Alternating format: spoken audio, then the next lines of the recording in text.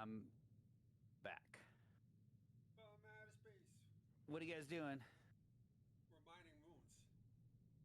Ah, The server is about to restart. The server started and was stable. I shut it off for 5 minutes, and I'm about to start it up again. okay.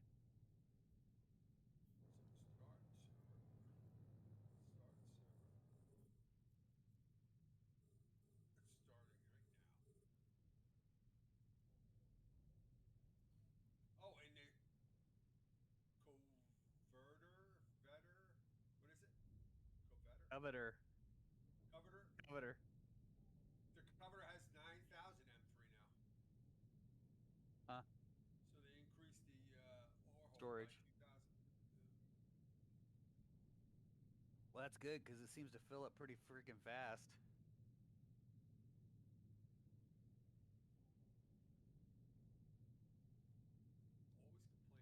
Always complaining.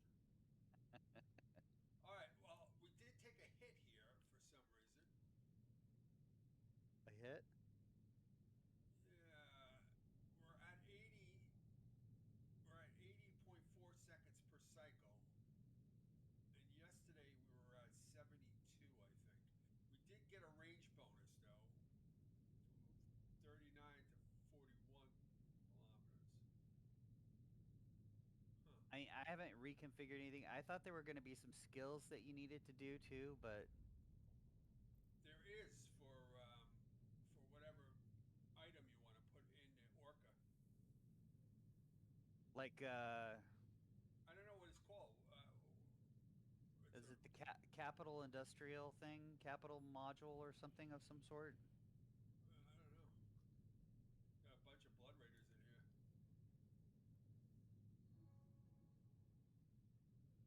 Hoppy, they're gonna try to fuck you up. Did you see the new mining laser though, Hoppy? How it brings back the rock? I will say that's pretty badass. I tested it this morning after I saw that the You should what see it did. the drones. They're like purple. What do you mean they're purple? The mining drones? Yeah, the like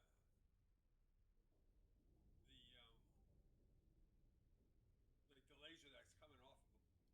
Huh.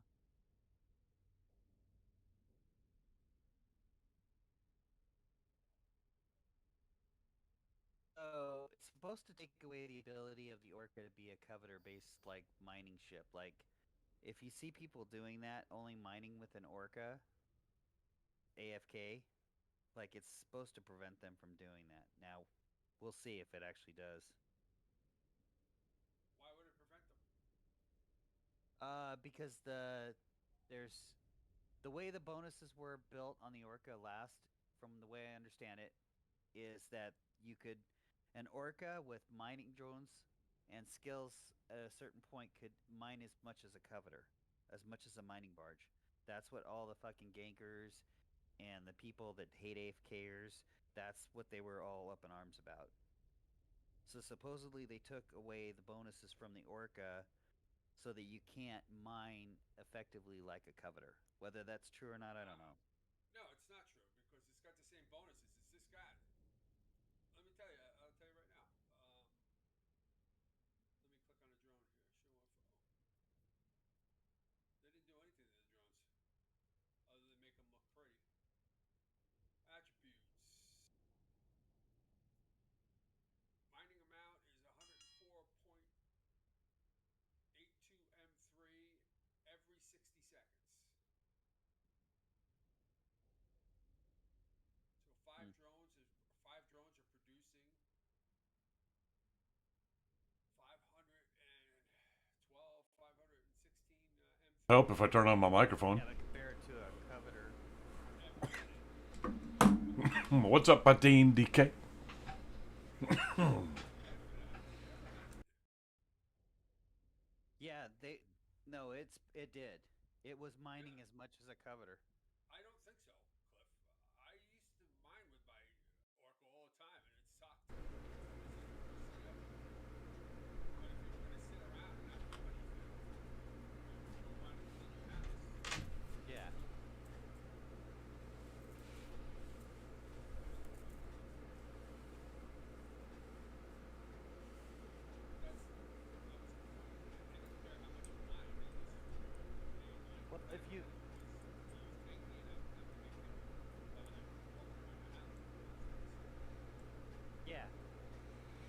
because the odds that somebody could raise 20 people or a person with 20 plus ships to gank that orca is hard to do. It's not as easy as apparently. So yeah, there was discussions on the mining boards about that on the forums about why they were making some of the changes. They were. Thank you for lurking, Patine. I appreciate you being there. Considered a mining vessel, they wanted to be considered a support, a fleet support. Huh. They wanted to take the roads away. But that was the CCP.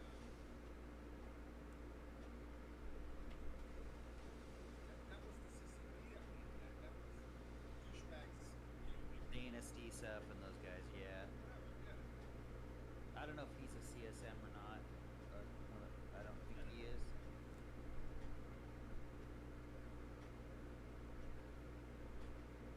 When it comes down to it, there's just some people that want to play the game and be douchebags in the game because that's what they want to do.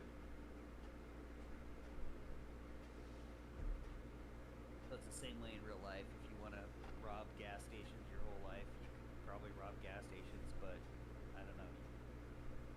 You can do it indefinitely in Eve. You can't do that in real life because your ass is going to get killed or thrown in prison. We must be off Hobby's stream or something because, yeah, he's got us muted. Talking about Patine, so far, Patine, so far the I haven't said Spoopy Kit. the visual is really neat. If you look, you've got Aquamarine, He's here. He's just got us muted. and then you could see you could see the rocks coming towards the ship, and then they just disappeared. And I think it's pretty neat. So I'm pretty happy with this.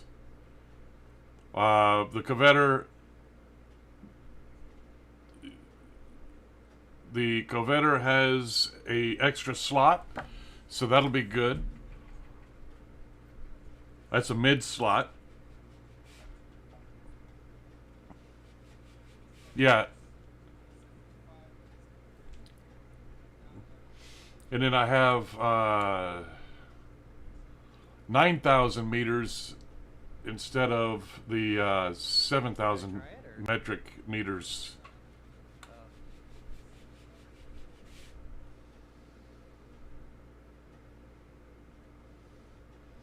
Faster maneuvering. I haven't checked the maneuvering yet, but that'll be my next thing to do. But it looks good so far. I don't have any complaints for the mining that I do. And considering we popped that moon yesterday and it's almost gone, I mean we've been hitting it pretty hard.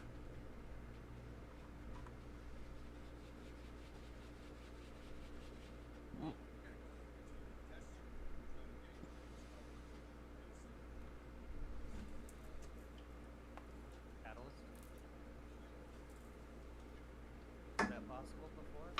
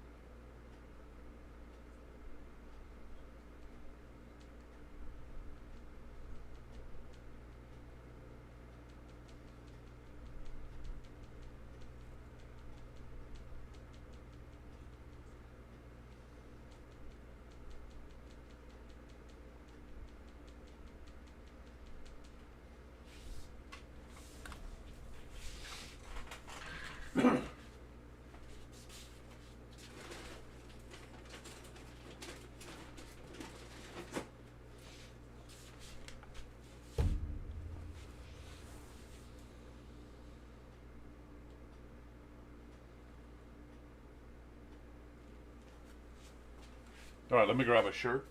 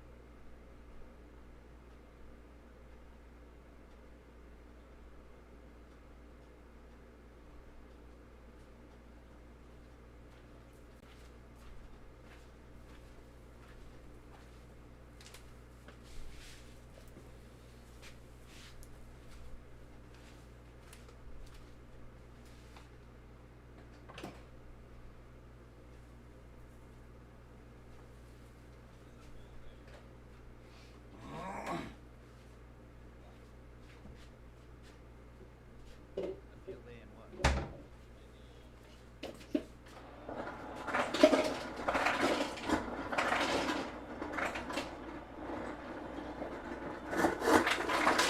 Field day is for what? Putting carrying fuel for a station or something.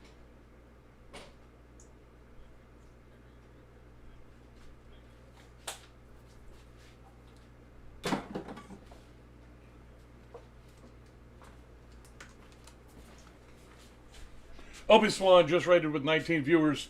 Thank you for the raid, Obi Swan. I'm currently making a drink, a meal. I'll be right back. Doing some moon mining. I thought there was a command module. I was gonna Just see if chilling there was out. any. Sorry about that, but I got to make me finish my drink.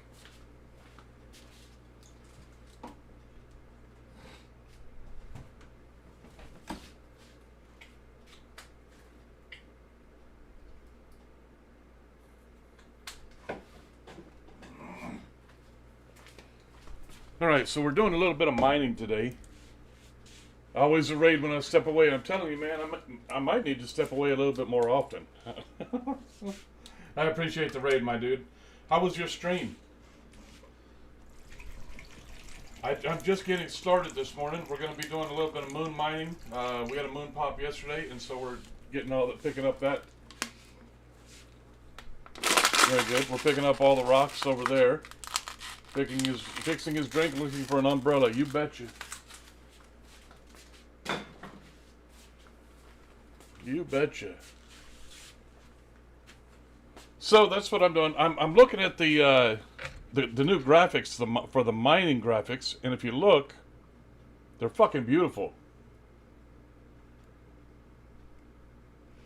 And the server's still restarting. Moon mining is still profitable for the moment. It's not going to be very much anymore. No, I know. I'm saying I'm checking it every so often. Yeah, we're doing it just because it's something that we enjoy doing. Yeah, you can see the rocks riding up and down. I love it. I love the graphics. And then if you look at the mining drones are purple. The lasers are purple. That's pretty neat. Goonie the Fat Kid, yeah, it's profitable for right now, but it's probably not going to be for very much longer.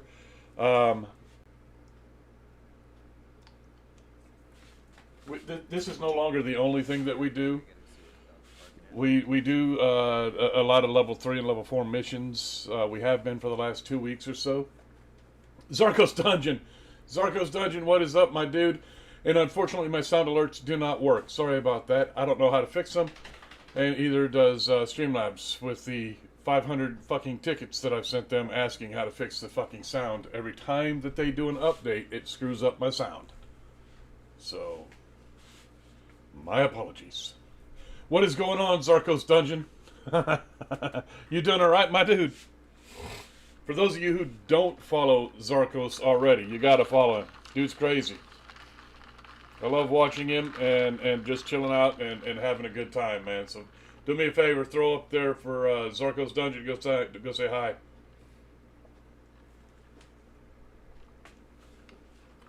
Well, Zarkos, I'm glad you're killing some poor, sad fuckers. Just don't kill me.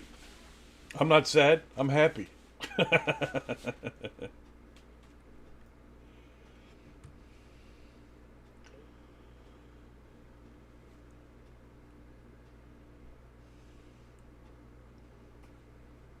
We're also, Goonie, I was in the Army. I did 10 years in the U.S. Army. I was a communication specialist and a fuel handler. Oh, you're in nullsec. I got you. Okay. Yeah, Goonie, I was a communication specialist. Tayren 35, how are you? I hope you're doing well.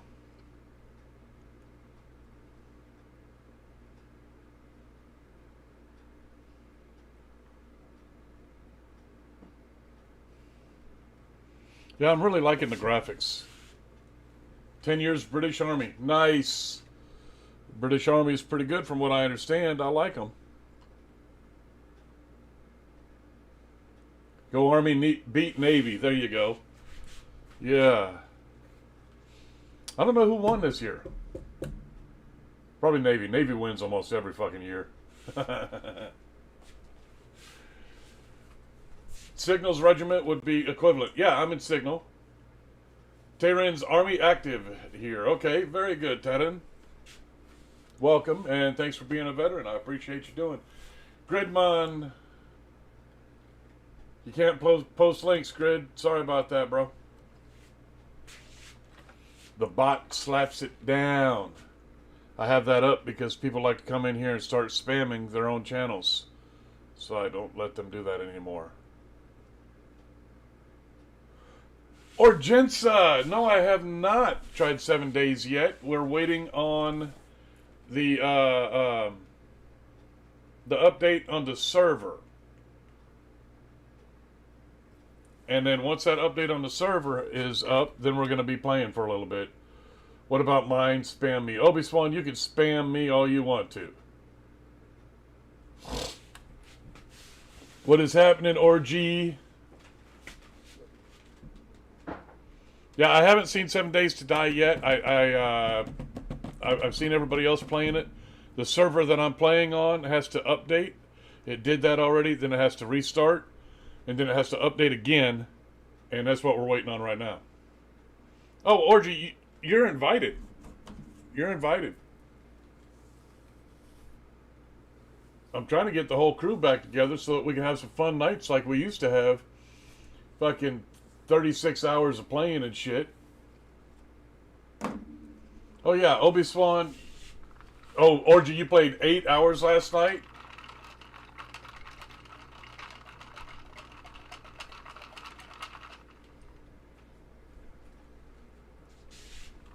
Well, Zarkos, as long as you're not over here where I'm at, I'm okay.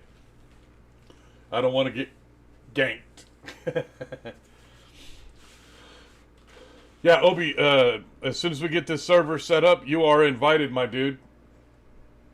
And, Obi, meet Orgensa Games. Orgensa is a...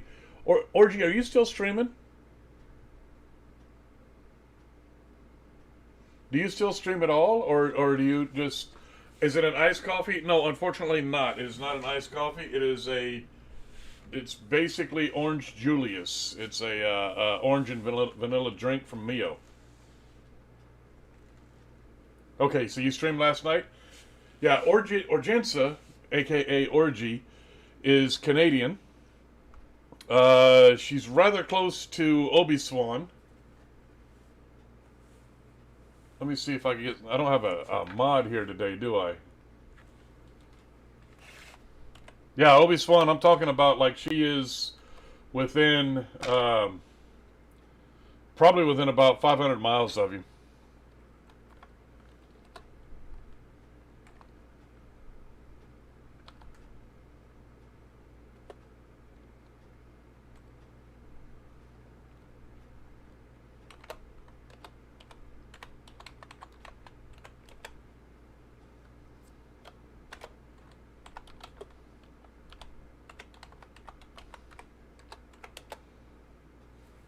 Alright, there's Obi-Swan.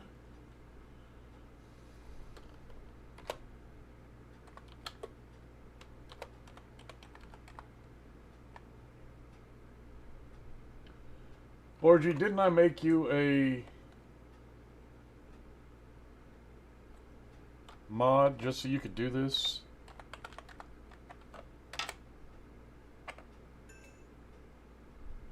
I thought I made you a mod.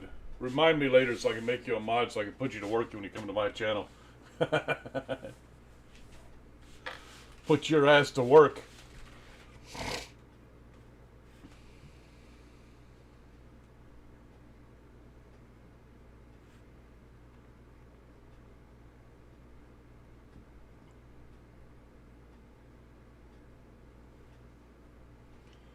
Well, I don't know how to make you a mod while I'm streaming, so I'll have to wait.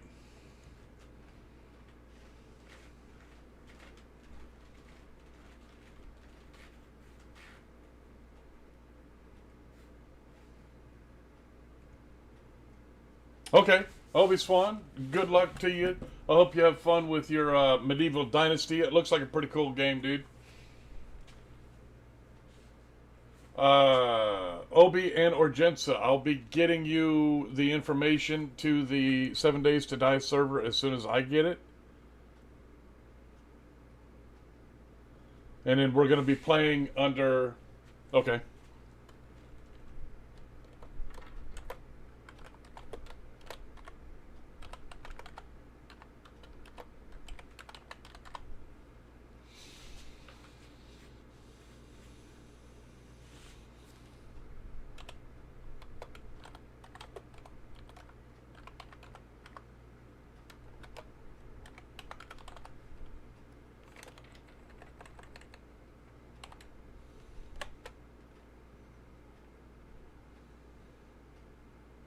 I don't know if that worked or not, Orgy.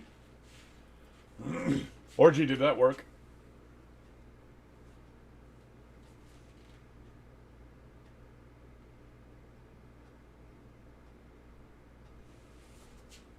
I think it worked.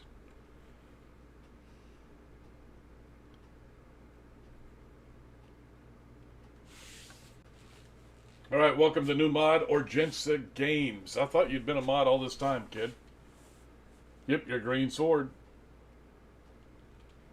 For some reason, I was thinking that you'd been a mod this entire time.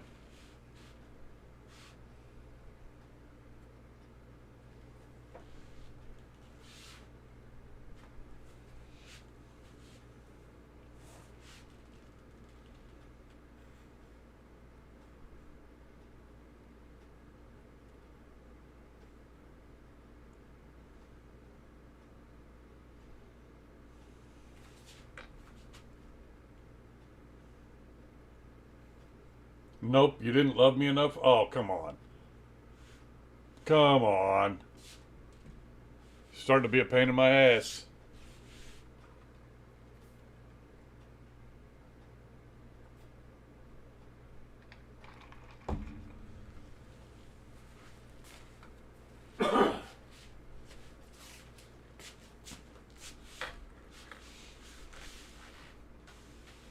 A dooby doo, be dooby doo. Forgot I had my Discord muted. Yeah.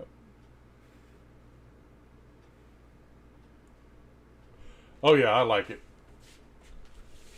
It's all good, Orgy.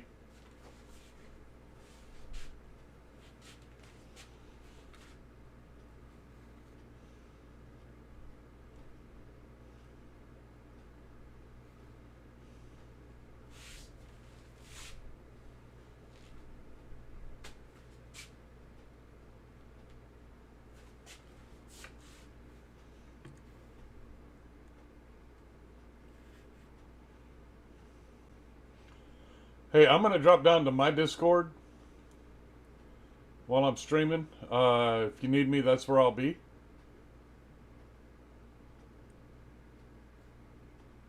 Y'all are more than welcome to come down there. Cliff and Stu.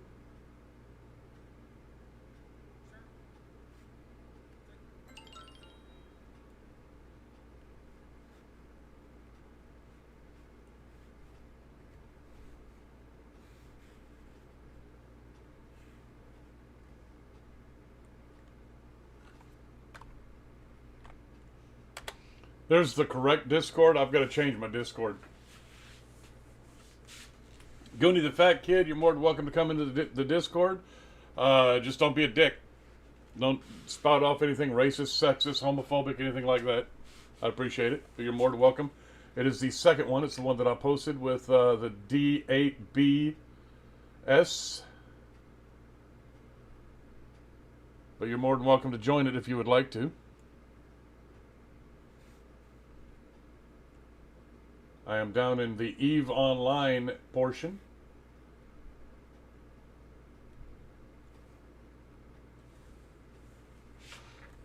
What's the matter, Osley? What's the matter, kid?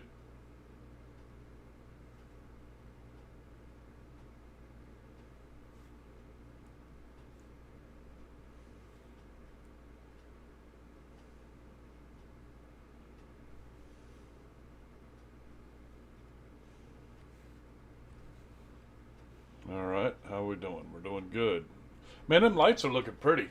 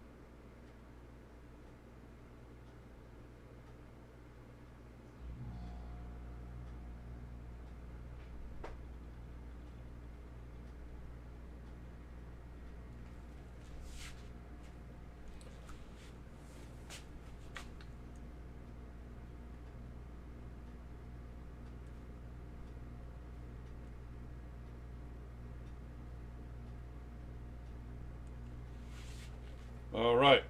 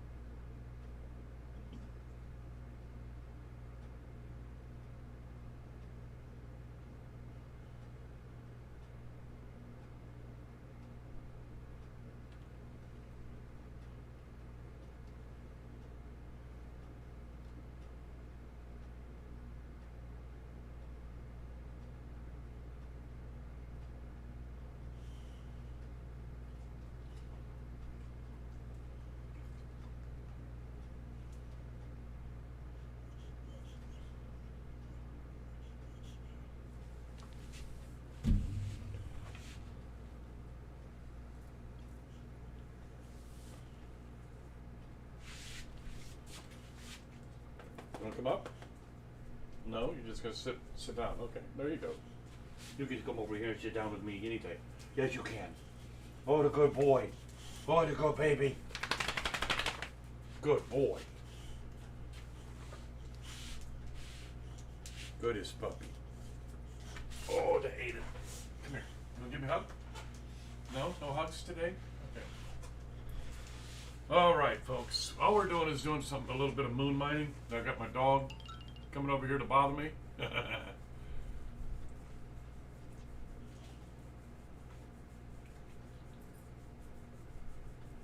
right, buddy. Why don't you go lay down somewhere?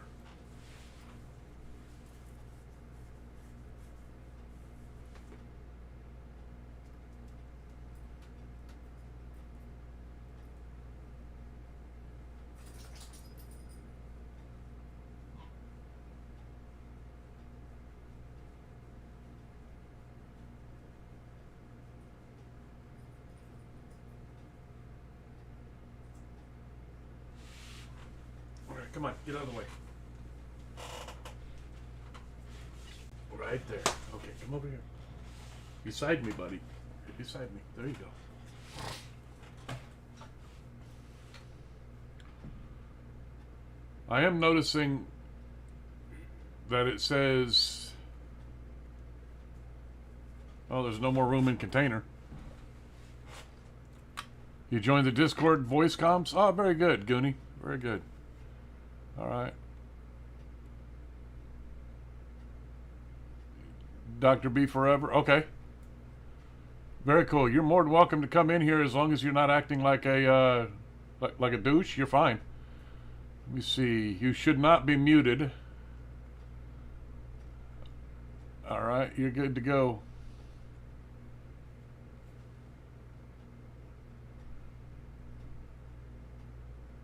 Hey, man. Hey, what's up, B? Yeah, just chilling. Finish work. Carrots to the people. Magma Rabbit. Carrots to the people, my dude. Are you a miner, Goonie? Do you like doing the mining? I do a bit of everything. Okay. Once I All right. turn off the volume for the other screen. Okay.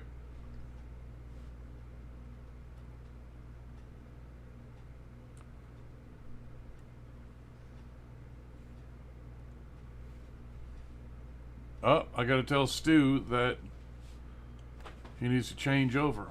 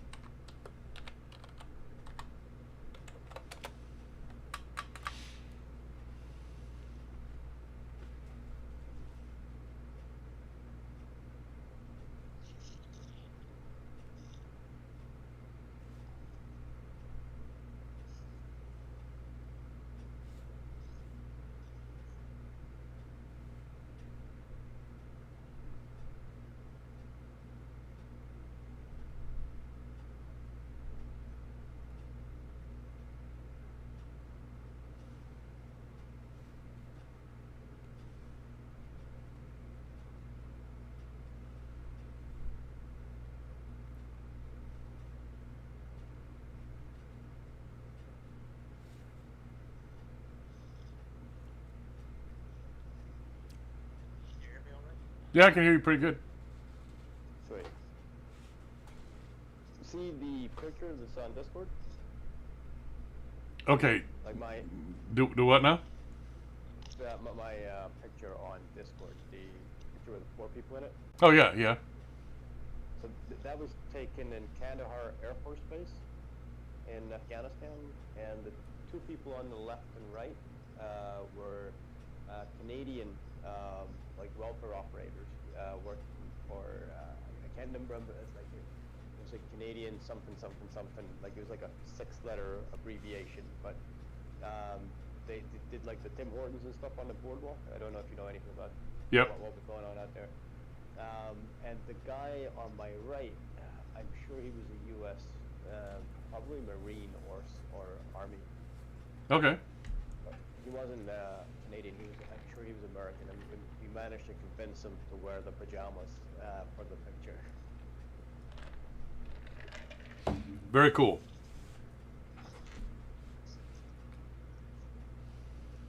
But yeah, you were asking what kind of player I am. Uh-huh. Like I haven't played for 2 years. Oh, okay.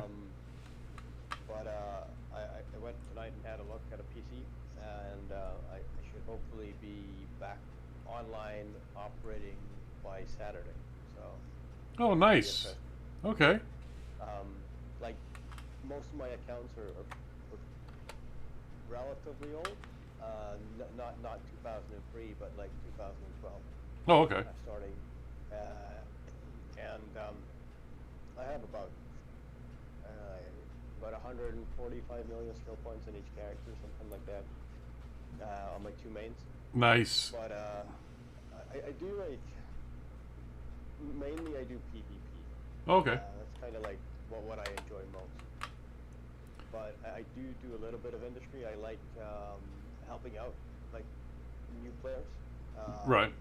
Like I like killing people as well, but I also like helping them out. Like I don't think you should kill people and then let them dwell in their own pity. Like I think you should kill them and then teach them how to be better. Oh yeah. Does that make sense? Like so you're not just creating bitterness, but you're creating the community. And I think that one thing that I liked the most about EVE Online over the years was the overarching community of the players that made the game, as opposed to the game making the players. Right. Right. You came in off of Obi Swan's stream, didn't you? Yeah. Because that's the way he acts. That's the way he comes across as, I'm going to gank you, but then I'm going to show you how to fix it so that you won't have that happen again. And I like that. Yeah. I do. I like that. I think it's kind of a commendable way to play. It's not easy. Like sometimes, like I see me like I did a little bit of time with Brave Collective, and I think they're a fantastic alliance in the context that they are literally bringing in anyone and everyone. Right. If you've got a frigate, then you can be a major part of the team. Right. And nobody is like discriminated against. And it's like the attitude I remember from them, like when I did a bit of time with them, was like they were. I think the term was always take bait. Right. And it was fantastic because like they just wanted to have fun, and I think that's amazing. And like they didn't care so much about being perfect. They just cared about enjoying themselves. Right. And that within that community back 2-3 years ago, I thought was really good and quite fantastic. Yeah. But on the other side, like I did like Merc Warfare with like the Marmite Collective for a couple of years, and like everybody hated us. And then like I've also worked with like NC and Runeswarm, like on alternate sides of the major alliances. And that was kind of cool to see it from both perspectives. Right. In a sense. Right. Yeah. But like one thing I didn't like massively was like the whole path structure where you had to always turn up and you had like the schedule, and if you didn't meet the quota then you weren't good enough, and it kind of took a little bit away from like the fun aspect of the game. Right. So like I always kind of used industry as kind of my chill in between time. Like so I just grab a couple of mining ships, and then somebody would come and like look at me and be like, I'm gonna pick on you, and I'd be like, bring it. And then I just like deploy like my entire combat fleet and be like, let's do this. Right. And I just love it. But on the other side of the coin, like it's like faction warfare. Like I got on really well with the guys from Mimitar, and like it wasn't the most active, but for small scale PvP, it was great.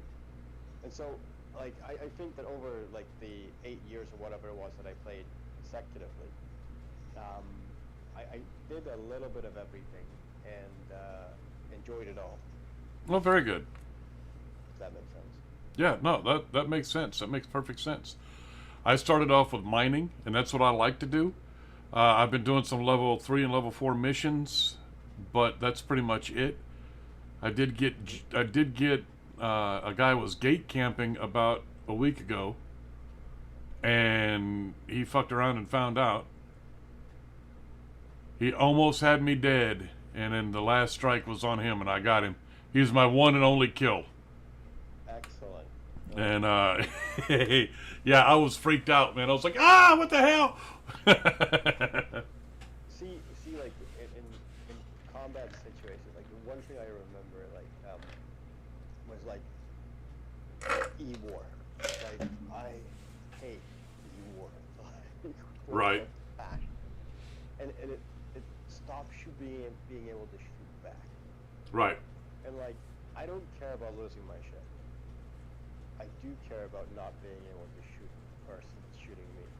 Right. And like I think one of my best like really normal fights was actually in the Dixie, at the trade hub in the Dixie. And it was a guy. He was on the station. He was camping, and I was like, "Oh, and I take him," and I'm like, I don't know if I could trust him, But I worked in that world, so like I knew the players that in and around that field, and so like I spoke to a guy called Julius Magnus, great guy, and like, dude, I want to fight this guy, but I think he's gonna bring in some help. Right. I'm like, I'm gonna go 1v1. So I'm happy to brawl it, but I don't want to get, you know, ganked just for the sake of it. Like, I want to actually fight him. And so we both went at it with two British Navy issues, different bits, but very similar. Right. And I just beat him like by like a couple of volleys. And I congratulated him on the fight. He was really like, you know, polite and friendly. He wasn't bitter. And like we discussed like what the variable was, and like it worked out that he wasn't using what do you call them again? Implants. Oh, okay. And so I just bought him an entire set of implants. I'm like, dude, have them. I'm like, and here's your Brutix back. Like, I'm like, thank you so much for like an awesome fight, because it was just straight down the line. It wasn't like a gate camp where you jump through and there's nothing you could do about it. It wasn't like a pre-organized fight with hundreds of people. Right. It was just two guys that wanted to go at it and didn't kind of bring in extra stuff to help out. I thought that was really cool. Like the genuine 1v1 is, you know, is something that's really hard to come by.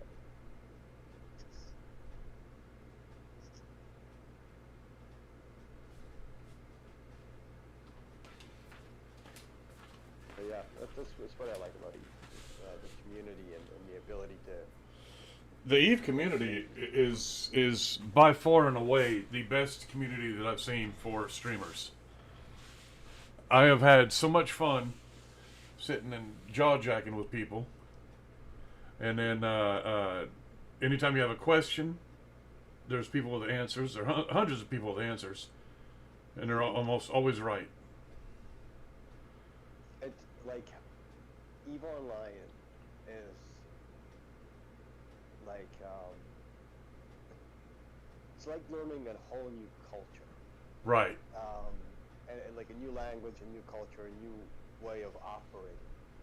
And like obviously there's different caveats, I suppose would be a good term. Like if you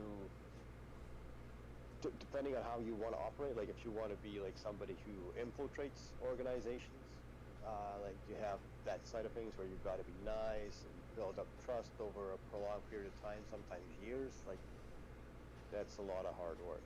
Yeah. Like if you want to like, you know, do the pity thing where you get people to feel sorry for you and they're like, oh no, they can help you out, and then you take advantage. Yeah. You get like your leadership, you know, where you've got guys that have got like corporations and they're fantastic at teaching, your FCs, like that kind of thing. Like to build up that form of community. You get like your gankers, which are now, if I'm not mistaken, like more geared towards profitability versus Right. sheer tiers. Like, Right. if that makes sense. Like, Yeah. It's, Now it's about the money instead of just being about the making people cry. yeah. Yeah. It's like I've seen Eve change a little, like, but compared to the guys that have played since say 2003 when the game began, like I haven't seen half of what came before. And like Right. the 2 years I've been away, like with like as I left, it was just going into like the recession, you know, where the ore changes and stuff like that. Right. And the new ships were coming in. It wasn't the Concorde ship. It was like the Trigo Aviation ships had already come in, and then there was another kind of ship that came in just after. Like, Oh, I wouldn't know. I just started playing in May. Well, June actually. all right, okay. Yeah, I just started playing in June. I've been loving it. There was one incident I had with like a guy that I'd known for a few years within the game, but we came to bitter disrepute, and basically he thought that he could pay his way into any aspect of the game Mm-hmm. by using us to like pay people off. like my policy was not so much about it, but more about politeness. Right. And so like when he refused to be kind of politically correct in the sense of dealing with someone who he wanted to do him favors, Right. like so when he was like not very polite, I was like, yeah, that's gonna stop. And I'm like, so then I like war decked him for like a prolonged period of time, and then I infiltrated his organization, and like I did all this mainly because like he went on one of the channels in Eve. There's a channel for ex-veterans. Uh huh. It was a really cool channel, and it was, you know, like it was meant to be what's the term, like no metagaming, you know, like no trying to screw people over. Right. And he decided that because I wouldn't do what he wanted within his part of the game, like, and I wouldn't do the contract that he wanted done, like it, and obviously I did the alternative. I went to war with him. But because like he hated me that much, like he went onto that group, and he's like, he's not even a veteran, and like, that really pissed me off. Like, Right. so then I got like half of the mercenary alliances in EVE Online to war deck coming consecutively.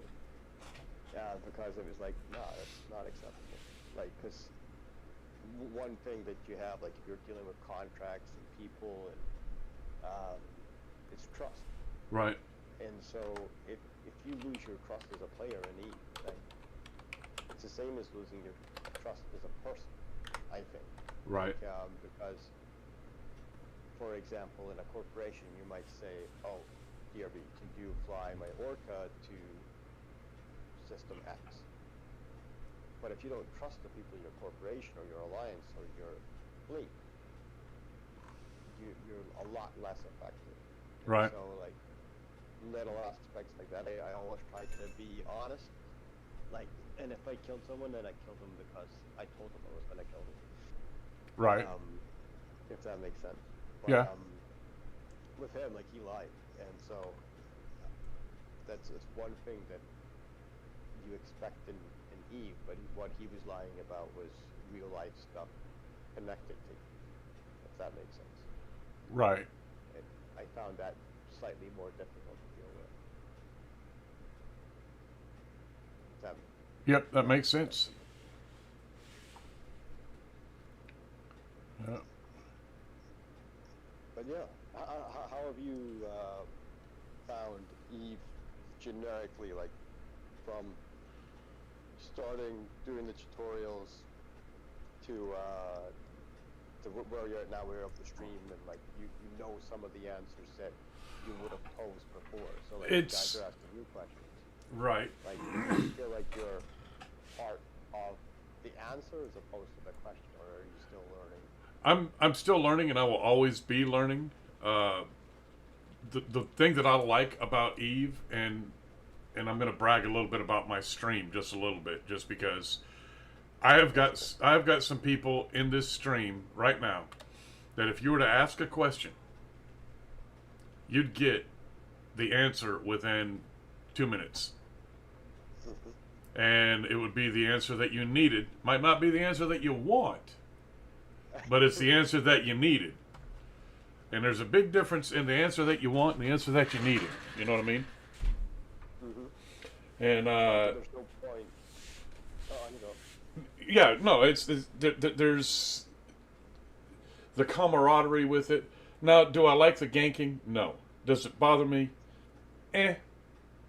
Yes and no. I've lost a few ships to people who just don't like miners, but I'm fine with that. That's the way they're going to play. That's the way they're going to play. I personally think that if they could figure out a way to keep people from cheating, that me as a miner, I should be able to just mine and do nothing else if I wanted to, and not have to worry about getting ganked. But I could see the problem with that is I'm mining, I go out and gank someone, and then I go back to mining, and then so I can understand that why they can't do that. I get that. I But give you a side choice to that, right? right, So if you're the PvPer and you see the miner and you decide, you know what, that guy's making a lot of this, I'm going to attack him. So you go in and you blow him up. right, He gets a bit pissed off, but he gets another ship. He comes back and you blow him up again. right, And he's like, oh. And then you say, okay, I'll tell you what, I'll make a contract with you. And then you say, like, we won't attack you and we'll defend you, but we'll do it at a price. So, like, you then have a player who has a region that he likes. He's making a pretty decent cut from what he's doing. And a business opportunity has come along from the person who does the ganking to say, you know, this is like if you look at Code when they first began, they I don't know if you know who Code is, but it's basically like gank. right. And they had a philosophy that you had to pay for a mining permit, right? Yeah, And like a mining permit is in the grand scheme of things would be very similar to like a protection contract with one of the right. mercenary Well, allies. let's call it what it is. It's called extortion. Yeah. It's called extortion, is what it's called. But that in itself is amazing about Eve because Yeah, you can do that. yeah, And players value their assets. So Yep. it correlates to real life. right, But like for me, like my first couple of kills in Eve like were based around like industry pilers. It was like there was a thing called Hulkageddon way back then, and like what we did was we killed a couple of Hulks to pad our kill books to make us look better, and then we got a job working for a mercenary alliance, and then we were able to kill everything from Black Widows, no, sorry, Widows, not Black Widows, from Widows to Dreadnoughts to Ibises. right, So for me, like in the later years, like I wouldn't opt to destroy an industrialist. Like if they were in nullsec, then yes, fine, no problem. But in highsec, I wouldn't go after them. Well, I kind of like to have the policy of if they can't fight back, then I'm not interested in fighting. right, and it's what I tell everybody. It's like you're picking on miners. I literally have nothing on my ship that I could fight back with. That's like going to school and picking on the fat retarded kid. But then I've also seen me run fleets that have just been executors, Right, and then like say we use something like 15 executors. We split it up into variable. So we got pretty much the corner so it was all hammerheads. right, And what we were able to do with 15 ships, and the same concept could be done, using skiffs, for example. right, You have extremely good tank, you have the drone DPS, and you can fit tackle in your mixers. right, So even though a miner looks really weak, sometimes they could be a lot stronger than what first perceptions are. right, And like a lot of people will use like bait procs, and that's one of my favorite things to do is like use like a venture for tackle or a procurer for tackle, and then I bring in like a couple of indicators to clean them out. You know, like right. it's like you get people that think they're bigger than you, and then you bring in the bigger fish to kill them. It's like I enjoy all that kind of stuff. Like, Oh yeah, it's sometimes can be not as satisfying if people like don't even try to fight back. But it's for me, I much prefer to have a good fight than to just have a massacre. Right. If I was to pick anything within the game, like a good fight would be my preferred choice. Right. This That is makes sense. mining is what I do because of my post-traumatic stress disorder, bipolar disorder, and my traumatic brain injury. And so mining is what I do to get my head out of the bad shit that it always thinks about. And I could come in here and I can mine, and it's not very hard. It's pretty easy. I mean, hell, if I could do it, it's got to be easy. I have no memory, and so my short-term memory is for shit.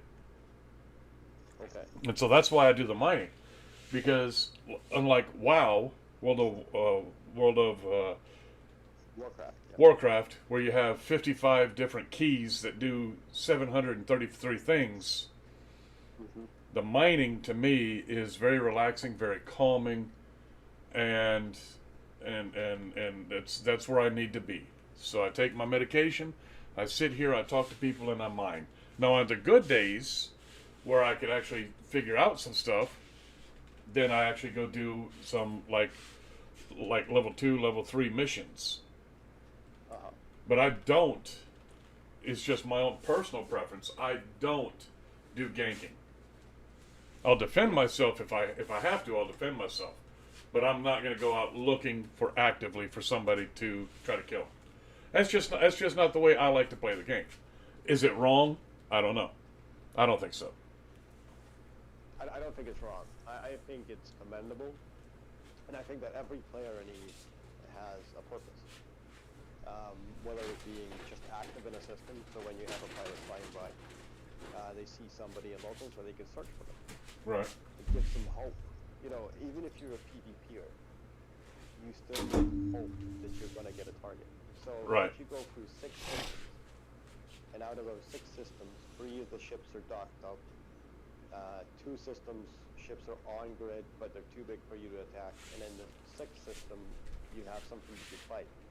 And whether you win or not, it's, you know, the roll of the dice, but it's hope. It's the hope Right. that you're going to be able to fight something that wins in at the end and gives you that encouragement to try the next system and the next system and the next system. Because Right. if you didn't have that hope, then the game would be a lot less enjoyable, I think. Okay. But in a industrialist sense, I always try to set targets. So like, I try and get my friends Right. to mine like a set amount and say, all right, this is what I want to achieve over a week. I'd be like, I want to get 2,000 blocks of ice, Right. and I would work at it, and it would give me something to focus on and to push towards, like a target. And so it wasn't always about blowing stuff up. Sometimes it was about achieving a goal. But it was always having something to steer towards, some kind of goal. Yeah. I'm just going to put the kettle on. Okay.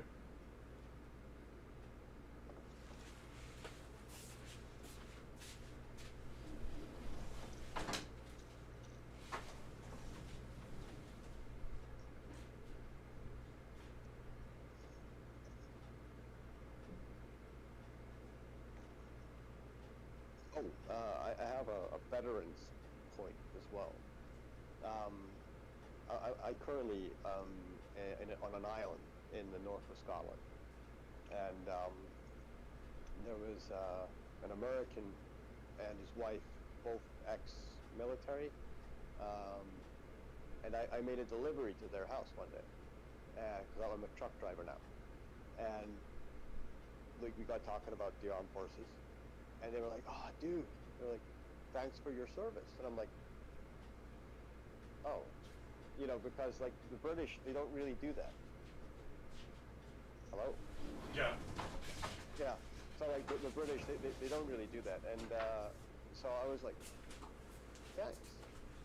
And so like when the guy that put us onto your stream, like he said, yeah, this guy's blah, blah, blah. And he's like, he's a veteran. And so I was like, So then I was like, the first thing I wanted to say when I come on the stream was like, hey dude, thanks for your service. Because I know that in America, it's kind of like a thing. Like, and, but I also think as a British soldier, like retired, like in the sense that I no longer serve, that mentality of the people to thank their servicemen for what they've done, for the time that they've given to service, it's a really nice thing to see somebody do.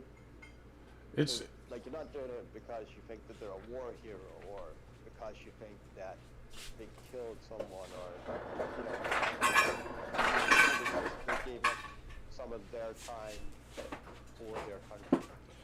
yeah, Does that make sense? yeah, And so I think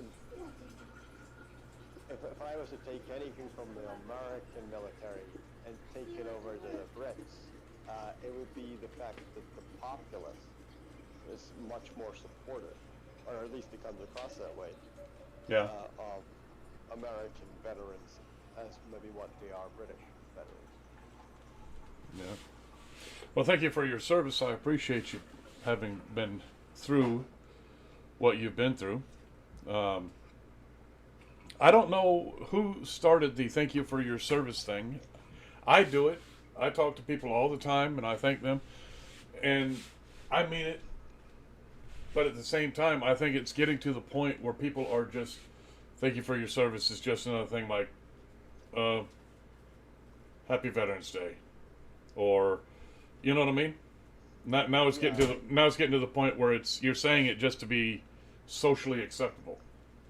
So it really doesn't bother me whether people say anything about my service or not. More often than not, if they say anything, I'm just like, oh yeah, thanks, yeah, I did what I had to do. Exactly. It's like if you sign up to join the Army or the Navy or the Air Force, like you're signing up because, well, predominantly you want a job. Right. And then secondary, you're providing a service. So Right. Like for Brits, you swear allegiance to the Queen, right? Right. And like some guys, they join the Army and they're like, dude, I just want to kill people. Right. But I guarantee you, by the end of their tours, like when they do eventually get back operational tours, that's not what they're saying at the end of it. Oh no. Like, No, at the end of those No. tours, they're going, I need help. Yeah, like a lot of people do, and like it's one of those ones that the one thing I noticed was I always had the mentality that you should have like the whole stiff upper lip scenario. Right. But some people like they genuinely need help, and like I use an American soldier as an example. I don't know his name. I couldn't tell you which regiment he was in, or you know whatever the equivalent would be. But I remember meeting him, Yeah. and I think it was in 2008, and we were outside of like what I would call the NAFI, like it's a shop, like a horse's shop. Right. And we were sitting in like the coffee area where you have brew, and it's on a big military base, multinational. And this American guy came across. He was wrecked. Like he'd been out in a checkpoint where, like, you lit a cigarette and the rounds was going over his head. Right. So like constantly for his entire tour, the guy was on edge. Right. And Bye, kiddo. when he got back to the checkpoint, like he couldn't handle being around all the light. Yep. Like he was visibly, you know, like not like you know, like some people would be like, dude, I need this and I need that, and like they just want more. But this guy, he wasn't asking or doing anything. Like he was just scared. Yeah. You know, and I couldn't believe the level of where he was at, because like not that I couldn't believe him, but like I couldn't believe he'd gotten to that stage. And I felt so sorry for that guy. Like he was doing his service, but psychologically, he was burned out. Yep. Like, and you can't explain that to somebody. You have to see it to believe it. And Yeah. you know, I did. I genuinely felt like, you know, that particular day, that particular guy, I felt sorry for him. And not sorry, like pity sorry, but sorry because, like, he's never going to get that out of his head. Nope. And it was kind of like a shock to the system would maybe be a good term. Because, like, we hadn't had to deal with that level of activity. You know, like, we were Right. in such a kinetic area. Like, we still had stuff going on. We had rounds going over our heads. We had contacts. We had, like, Apaches coming over and doing runs for us. Right. It was never, you know, super scary. Right. It was just doing your job. But what that guy had to deal with was a whole other level. Yep. And when I, like, think of servicemen and women, like, I don't think, like, that every single serviceman has done an impeccable job and that they're God's gift to the military or to civilian life or to anything. Right. But if you can take the fact that any member of the military could have been that guy. And so I could have been that guy. Right. You could have been that guy. Right. The guy sat next to us, to the woman. You know, and so for the fact that you put yourself on the line to potentially be that guy Yep. is where I would get the context to say thanks for your service. Because if it's not him, then it's you. Right. And if it's not you, then it's him. And so that's where I kind of look at it from as a veteran myself and kind of thinking, like, how would you break it down? I get it, and it makes sense. Like, when you talk to civilians, and, like, the first thing they do is they're like, dude, you kill anyone? That is Yeah. the first question they always ask. So how many people have you killed? And it's getting to the point now that my go-to answer is I just look at them and say today or what. Well, see, like, sometimes you just be like, no, you know, like, for me, like, I didn't kill anyone. I did shoot at people, but, like, in my actions as part of a team generated in multiple deaths of enemy crew. I only kill for food. That's what Art Gravy says. Art Gravy. Yes, I only kill for food. Don't ask me why I'm eating this human femur. Yeah. But I don't know, like one scenario I had was not so much about us killing someone, but a medical situation, and we had a guy involved in a rollover. And this could be in any walk of life. You could be a paramedic in the U.S. Right. It could be, you know, like a guy walking down the street. But a policeman had been involved in a road traffic accident. He'd rolled the police vehicle in Afghanistan. Right. And he was injured pretty bad. They brought him into our checkpoint, and our medical team did everything they could to try and save his life. Right. So I got sent in as like a guard, effectively. So to make sure that the police commander didn't get too out of hand, Right. because obviously his police officer was dying in front of him. And so in the end, I ended up, like, putting bandages around his head. Yeah. What I did, and I won't do it now, but what I did was I broke it down to, like, this person. He was like, "So how was your leg, man?" And I was like, "Okay, so this is what happened." And then, like, you describe every aspect, you know, from, like, the bubbles coming through the blood and stuff like Right. that. And they're like, at the end of it, they're like, oh my god, that's disgusting. Like, oh, how, and you're like, like, it's horrible. Oh You yeah. know, you don't want to experience it. You don't want to see it. But once you do see it, you never forget. And the smell. And well, actually, I can't remember smells. Like, Mm-hmm. I remember like when we used to go out and burn the shit, and it was absolutely disgusting. Right. And go into like we had the shit in bags, Yeah. and like I remember my first tour in Iraq. Like, I had DMV, diarrhea and vomiting, Yep. and oh my god, like I remember like doing like 6 feet worth of puke in one go. Oh yeah. Like I fell asleep outside of the portaloo because I couldn't get any further away from it because I was so fucking ill. But then as soon as I was fit, I was back out on patrol. Yeah. Oh yeah.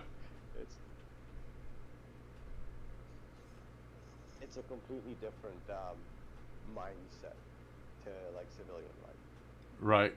and like it's the comparabilities is really difficult. Like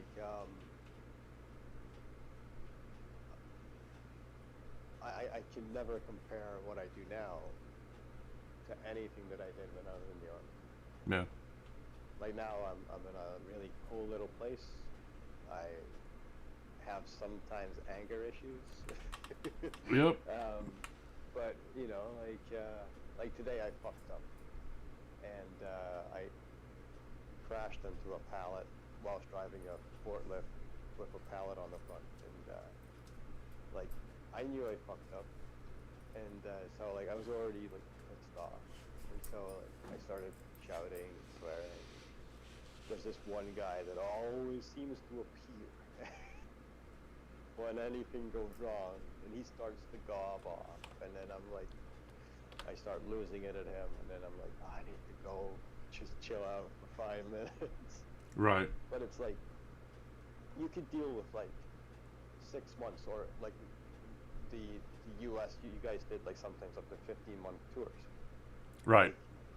I have no idea how you guys managed to do that. Like, that would just fry most people, you know, like being that long away from home in really kinetic environments.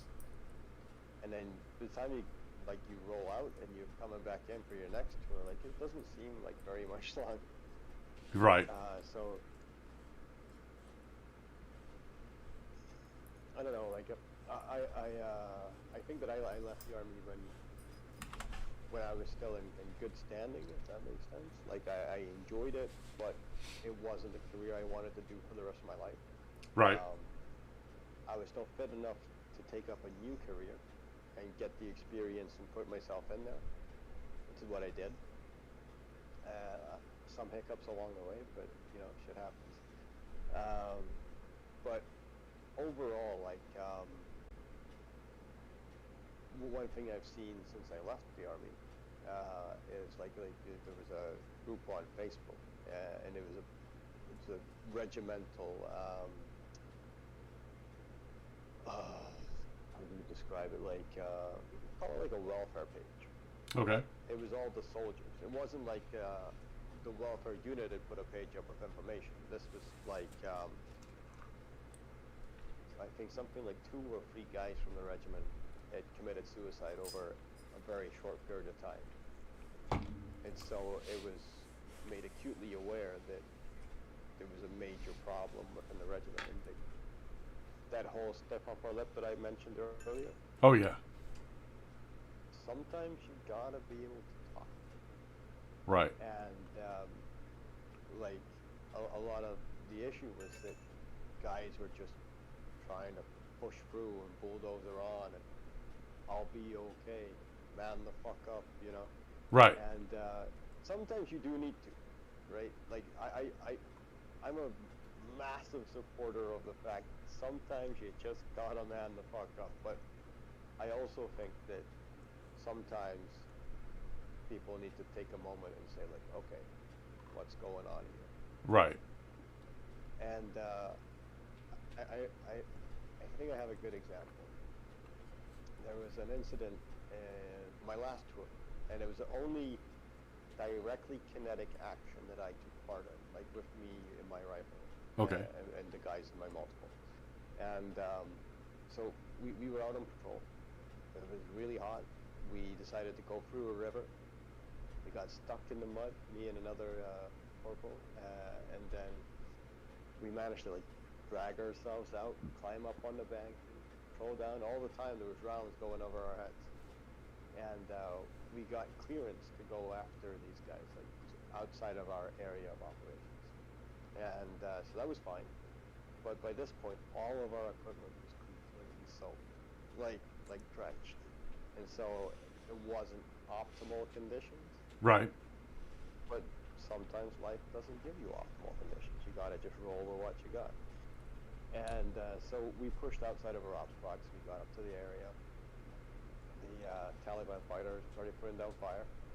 We returned fire, and the first thing that I remember was like I got down into the prone position on top of my day sack. Right. And I'm putting down rounds. I got a stoppage. I'm like, are you fucking serious? And I remember, like, all the time, for all the years, like, people were like, dude, you know, when you're in a firefight, you know, when the shit hits the fan, you're going to have this adrenaline. It's going to come through you, and you're going to be, like, superhuman, right? Right. And I'm thinking in my head, like, okay, I got this.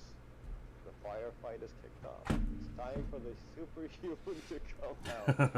So, like, we were peeling off, you know, like, I'm guessing you know what I mean by that. Yeah. So, like, and we were peeling off, and I remember, like, I went to grab my day sack, like, and I had, like, some stuff in there that was heavy, and we had to carry around for protection.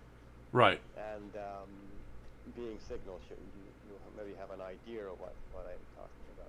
Right. And so, like, I went to pick it up, and thinking that this adrenaline was, you know, there and was making me superhuman, I thought this would be really easy. And no, it was still really fucking heavy. It was still really fucking heavy. I was like, I had to get down on my fucking knee and then put it onto my shoulder and then get it up, and then I'm like, fuck's sake. Yeah. But I remember that, but that was just like the whole not like thinking that something would happen in a day. Right. But afterwards, when you have time to think, is when, you know. That's when it hits. Yeah. That's when it hurts. And I remember, like, I was a bit stressed, you know. And, Yeah. And I was running through my head, like, what had happened, how it had went down, where we did it, what we did for the patrol, how we advanced the contact, how we broke contact, you know, the whole works. And I was so fucking pissed off because I seen it from my perspective. And I was like, we could have done this better, we could have done that better, or that was fucking ridiculous. Yeah. Like, That was stupid. Why did we do that? We could have been, oh, yeah. I know, dude. So, like, I was smoking 3 cigarettes at the same time. Oh, yeah. Like, and one of the infantry guys, so I was armored for it, and but we were attached to the infantry.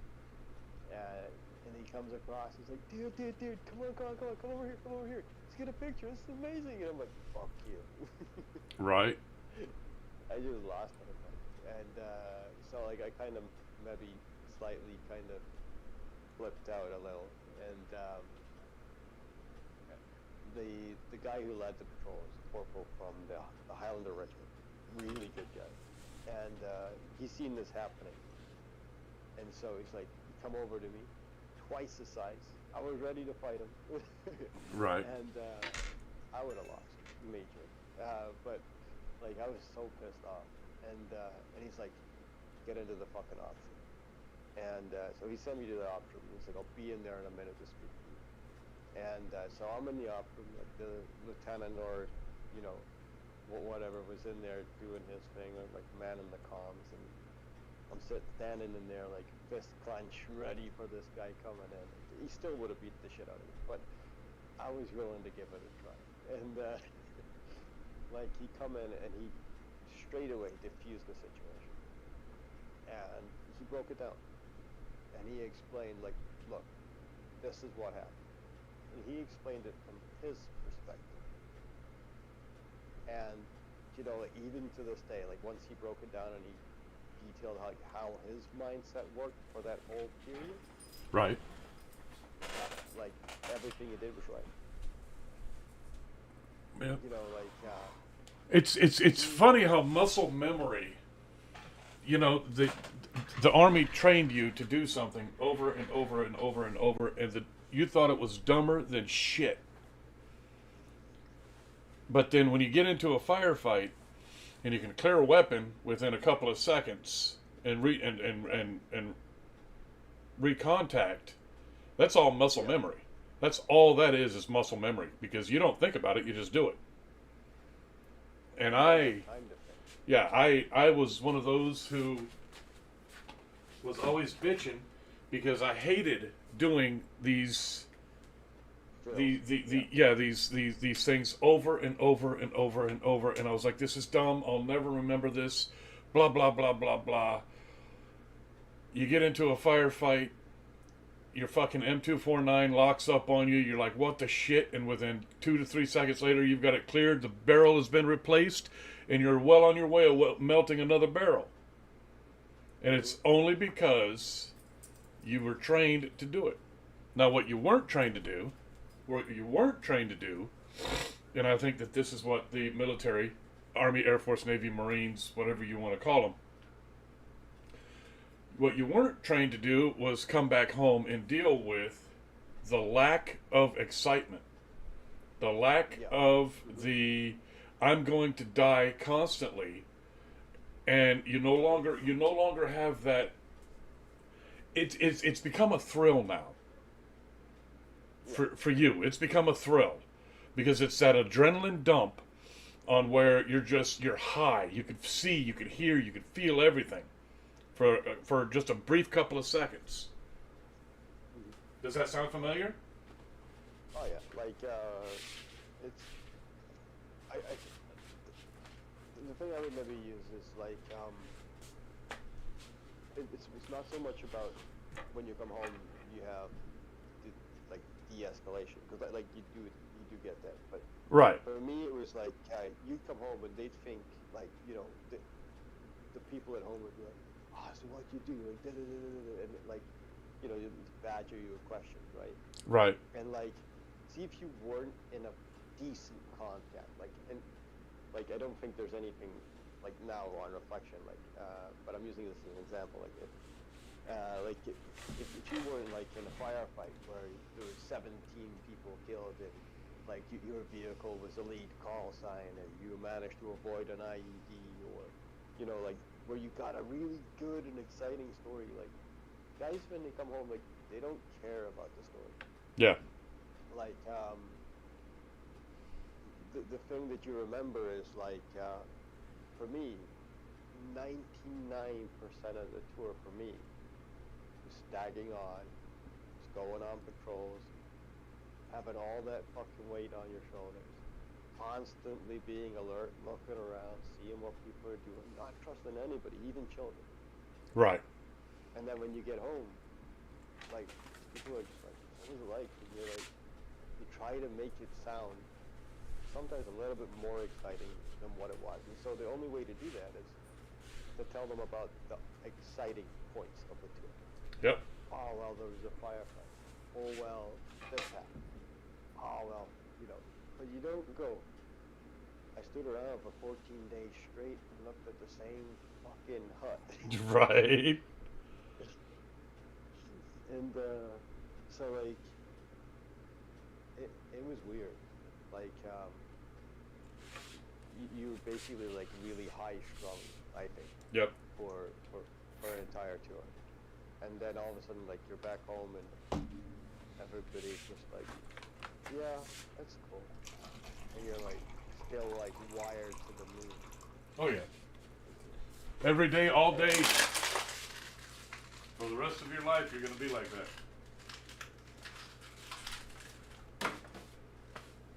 Like, I remember when I first joined the Army, basic training, and we were on the ranges, right? Right. British Army used SE-80s, and it doesn't make much noise, but it's loud enough. And I remember we just done our range package and stuff, and I was back up the road in Scotland from England, and I was at Edinburgh Castle to go to the regimental museum, which is in there. Okay. And I probably wanted to either just have a look or maybe possibly buy a cab engine. Be one of the two aspects. And as a serving soldier, I could get into the castle for nothing, so that was a bonus. And I remember it was they were firing the 1 o'clock gun. Right. In Edinburgh, and I'm standing there, at ease, just chilling. And I'm looking at all these civilians, and I'm like, I got this. Right. And then the gun went off, and I fucking shit. I flinched so hard. It was unbelievable. What the fuck just happened? It was what the fuck? Yeah. I did not expect it to be as loud and as close as what it was. Yeah, I've been there, bro. And, I've been there. Yeah, it was interesting. But it's sometimes the silliest things that you remember the most. Right. Right. I remember doing some work out in the Czech Republic. It was a joint air exercise where they shut down the Czech airspace for a couple of days, and they had a mass artillery fire coming in, mortars, fast jets coming over the top. It was insane, but the entire country got put on standstill for this exercise. Wow. And a rapid reaction kind of thing.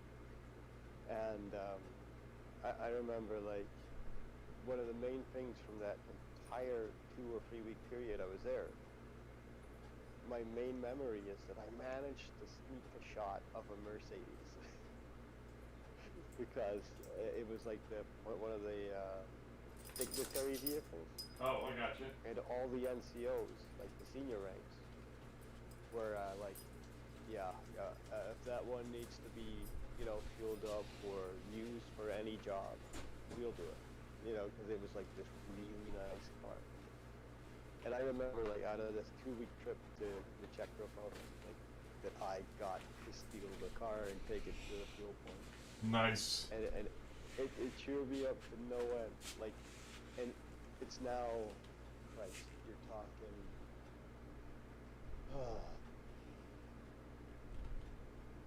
maybe 12 years ago, something like that, maybe more. I've been out of the Army now since 2012, 2021, so it's 9 years, right? Yeah. And it was maybe 4 years prior to that, so yeah, about 13 years ago. I wasn't far off. I still remember sneaking a shot at this Mercedes.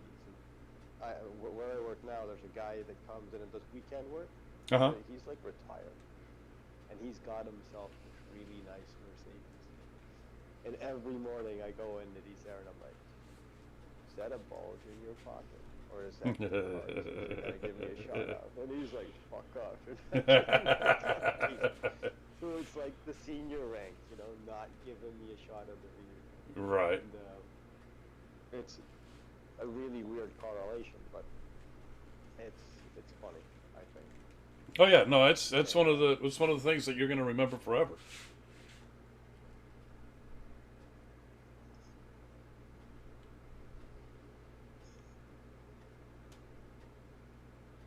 But yeah, I enjoyed my time in there.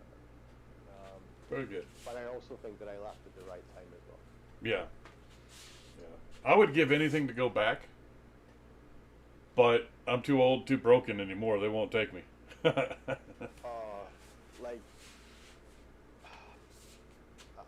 always been relatively fit, Yeah. physical wise, regimental cross country team, that kind of thing. Right. But muscular wise, I never had very many. my back and like upper torso, like my chest and my arms were always tight. Like, you know, I could do what I needed to do, and I was fit, and I could compete with the best of them. But I always kind of shied away, I would say, from like the bulkier side of things. Like, you know, I didn't like doing weights. I didn't like that kind of stuff. So I always thought that I wasn't good enough at it, and I didn't want to be showing up. Right. So I would just destroy people at runs instead, and they'd hate me for it. But like I remember I finished my last tour, and I was down doing a commander's course at the Armor Training Center, and that whole mentality of never give up, you know, like Right. dig in, stiff upper lip, and like that was all there. We just did this exercise, and I got injured like the night before, but it was a minor injury, like muscle fatigue, and it was. I put it down to the fact that I just come back from ops, so like my body was used to the heat, and then I was in England in the winter. Oh, okay. And there's no heat in England in the winter, and so like I went from like 15, 20 degrees heat in Afghanistan, like it was winter time, so it was cold, but not cold in comparison to the UK. Right. The UK was really cold, and so like my body, my muscles, like didn't get time to acclimatize to the colder temperatures, if that makes sense. Gotcha. Okay. I'm there. So, like I did this training course, and I got injured the night before. Then we were out all night, so like I'm lying on top of my burger, freezing cold weather. Then we got up in the morning, so I hadn't had time for my body to heal up. And we pushed in, did the like advanced to contact. Then we did the contact, and then we did the extraction. Right. And on the extraction, you picked up like your extra gear that you dropped off before you went in to do the assault. Right. And I swear to God, like my back was not in a good place. And I remember like I don't give in, and so like I would do like 10 paces, and like I'd be like breathing like really weird, trying to control like my back, and then I'd be dropping back a bit, and I never drop back, and so like I'm like no, and I was using like sheer aggression to get to the end, and like I dropped back like 10 meters, and then I just like, you know, use a burst of rage to push to the front. Right. But I just looked like some kind of fucking crazy lunatic. And eventually, like the directing staff, like the guys in charge, they were like, "Just give up, man. Just give up. It's all right. Just give up. You know, get into the sick, lame, and lazy wagon." And I'm like, "Nope, no fucking way." And I got to a certain point, and they could see clearly that I was injured, and that I was struggling, and they then ordered me to stop. And so they weren't like, "I'll give in." They were like, "Stop, you're injured." And I remember like after the point of giving up, like because I'd been told to, like that was the only time I was willing to give up was when I was told, like, "You don't stop, and you're gonna fail this course." And I remember like I just kind of like, what's the term?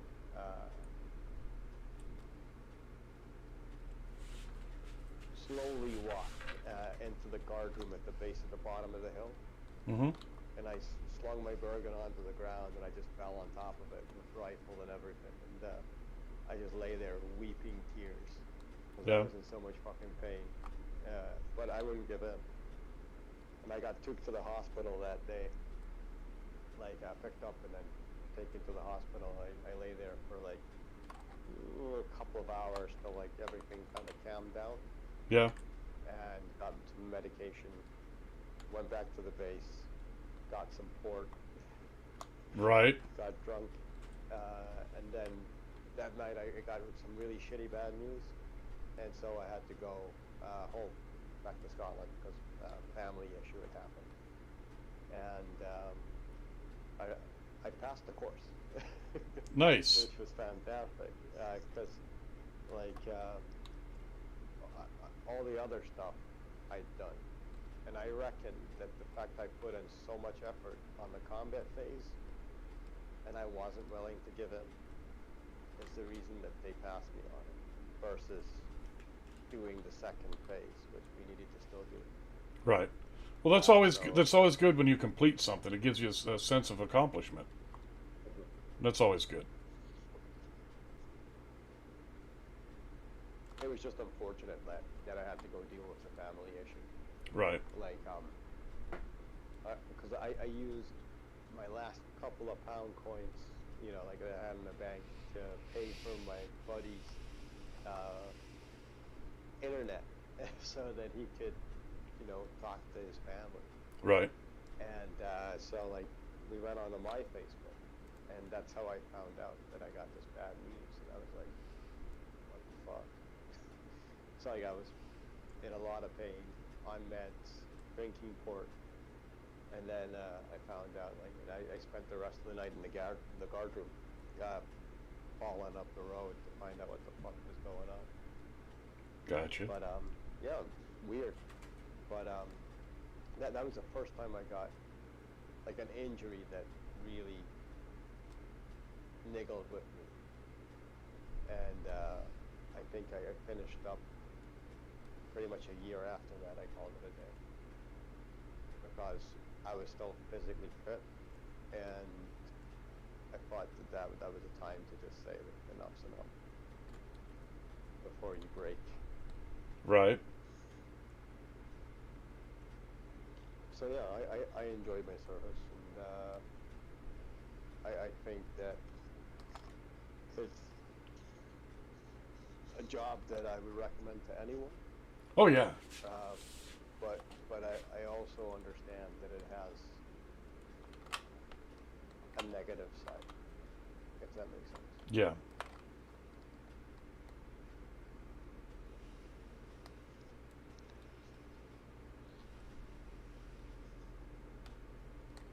Yeah, I get you. So, moving on from the military, what's your favorite ship in Eve Online? So far I've got the Fat Penguin, which is my prophecy.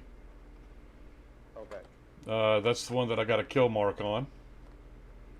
fantastic. And then yeah, that's the guy jumped me at a gate, and the only reason that I survived was because I hit him last. That's the only reason I survived. My Praxis is pretty good. I'm liking the Praxis. Uh-huh. The Praxis is a battle cruiser, right? Yep. Now, did they ever bring out a battleship equivalent or not? I don't know how to answer that question. No. Actually, wait a minute. Now, the Praxis, I think, is a battleship, and the Gnosis was the battle cruiser, Right. if I'm not mistaken. Like, I haven't played for 2 years, so Yeah. No. I may be wrong. My memory is so bad. I wouldn't be able to tell you if you paid me. I wouldn't be able to tell you what the answer is. Yeah, I think the Praxis is the battleship, but the way that those ships are set up is you can fit anything to them. Like, they're fantastic ships. Yep. Like,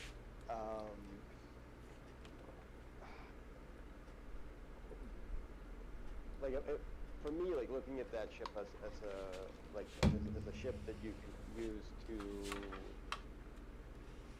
steer a fleet, right? So, Right.